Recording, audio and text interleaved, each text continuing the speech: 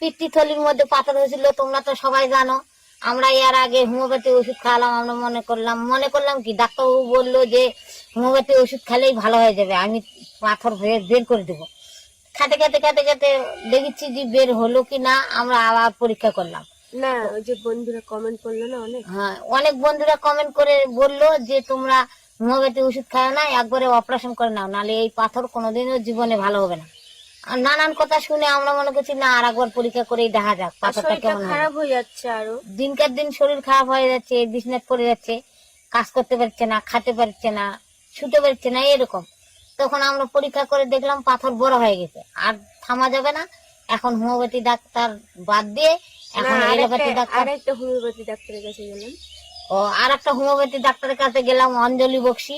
অঞ্জলি বক্সি দেখে বললো যে এই পাথর অপারেশন করতেই হবে, আমি বের করতে পারবো না, কেননা বেশি হয়ে গেছে পাথর, ফুলে গেছে আর বড় হয়ে গেছে পাথর, ওই জন্য আমি আর চারিধারে লাগে আছে পাথরগুলো বলে। হবে না, এটা বের করা যাবে না, তোমরা অপারেশন করে নাও।